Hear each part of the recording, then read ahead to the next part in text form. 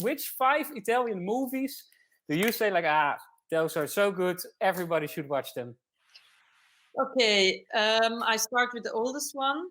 It's a black and white movie. It's Bicycle Thieves in English, from Vittorio De Sica, 1948. It's a neorealistic masterpiece.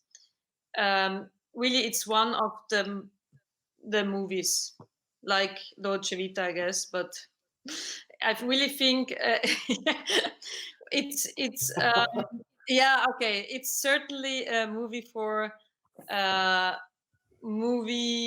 people that are studying movie, of course, but also if you're interested to know, like also Ken Loach, by the way, you know Ken Loach as a director. He's Yes, I know him. so he's inspired still by neorealism. Neorealism means that it's a post-war stream. Now, how you say not stream? Well, yeah. So, well, after Second World War, so in Italy they did movies just with people on the street. They didn't have they shoot on location. There was no studio, and the thing about this movie is that also here it's the unconventional way they tell and narrate the story. It's narrating a story without telling everything, like, but to be brave enough to have gaps in the story. So open ends, yeah, and with people that are out, like authentic and on the street. So, and this is something that was taken over by independent cinema in Europe after by the French Wave, by the Nouvelle Vague. Everybody was inspired about experimenting and doing something else than, let's say, a conventional storytelling. So, okay, so the name of the movie one more time? Bicycle Thieves, Vittorio De Sica, 1948. That was your number 5. Number 4?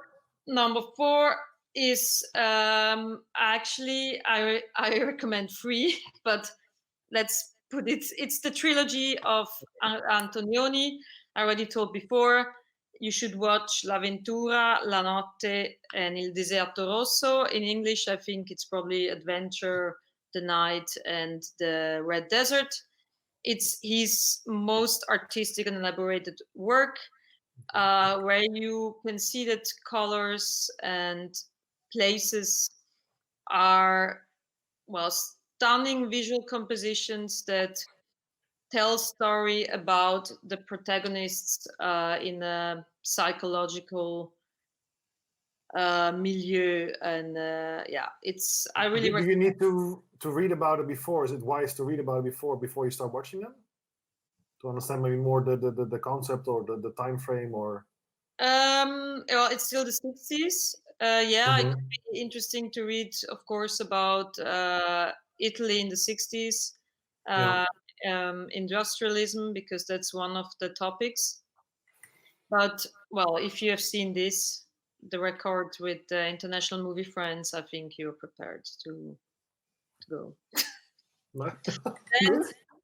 And we go 77. I have another movie, Italian movie, that's number 3, from Ettore Scola. It's again with Marcello Mastroianni, by the way. This is also in La Dolce Vita. Okay, that guy. The one one thing I liked, yeah. I love it. They're everywhere, posters and cars. Yes, I'm in love He's a good actor, yeah. I really, Marcello and Clint are my big loves. So, whatever. It's Ettore Scola. It's by the way, all these movies I tell you now, like the Bicycle Thieves won, I think, the Oscar for best foreign movie.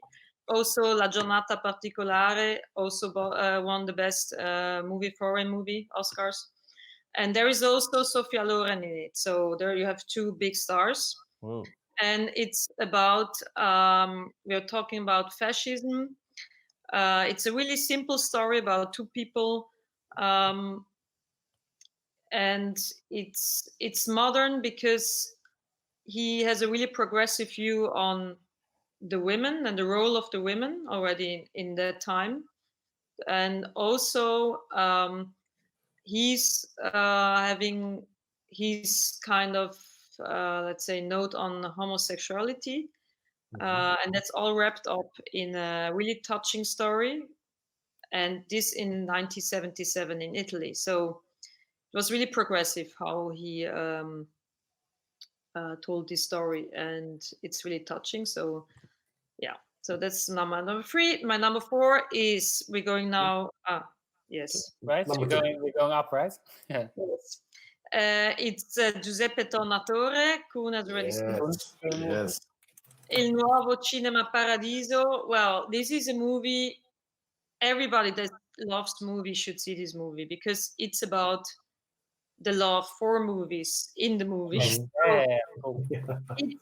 It's really yes, and it also, and that's really, if you want to see an Italian movie and what kind of feelings Italian lifestyle or Italian attitude to life can evoke, I think this is a good movie because it's nostalgic, and like being nostalgic is something that is really cultural rooted in Italy, like talking about the past and how good it was, and Nostalgic, maybe also melancholic, or not that much? I think melancholic is already more being more sadly reminded on something. That's not the case. No, I think it's more well, you can, well, it's a thin line between nostalgia and melancholia. So, well, it's probably up to you how you experience that. But I think it's a beautiful movie, and it's about a filmmaker that's going back to his old village, and there he found his old friend, and if I remember right, and he had a small cinema in this village. So it's So one more time. What? Sounds really interesting, and also really, I think, really Italian theme. Yes, it's about going home in a village, and it's small, and you have the like this Italian small village. You probably think of Italian small village, like this picture in your head. So I remember the boy so much, the little boy. Yeah, so you saw it, Koen. So you think it's worth watching it, right? Yes. It's one of, I think, I watched only 8 or 10 Italian movies or something that I remember, and this should be in the top 5 definitely. Yeah. One more time, the name of the movie? Il Nuovo Cinema Paradiso. I don't know if it has the name. Googling, guys. Yeah, in English they call it Cinema Paradiso. They put on the poster. Okay. Yeah, that's easier. No, it's way nicer in Italian, and we ruin it by Cinema Paradiso. Yeah. All right. So your number 1 Italian movie must-watch favorite? No, well, I don't. Honestly, this is not a ranking, huh? Okay. La Vita è Bella. I just started from the end 40s and now go to now. So we have. So it's not a ranking. I'm not. Don't want to prioritize. Okay. It's up to you. Well, I just took the newest. I think more. Watch the movie you have to watch is La Grande Bellezza. Yes. 2013. Yeah. Also, it's a new kind of wave, like Giuseppe Tornatore. It's 80s. Now we have 2013. Paolo Sorrentino. He also won the Oscar. By the way, the other one also. And well, he was also always compared with Fellini, that his style was influenced by him, and that because also his movie staged in Rome, like La Dolce Vita. So in that sense, you have some parallels, like Well, you have many more parallels.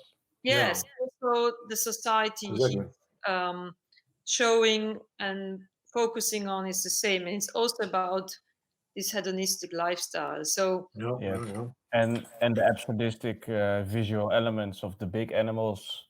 on yeah, the yeah, screen. yeah. In that courtyard in the Colosseum, whatever you Yeah. want to call it. Yeah, that is also referring to Fellini, right? yes, although I also read that actually his movie is influenced. You could wrap up in this movie also Antonioni's earlier work, Fellini, but also Ettore Scola. So that's why it's actually perfect number 5, because it's like he's influenced by all these movies I have in my top 5. Like, so the style of the other directors.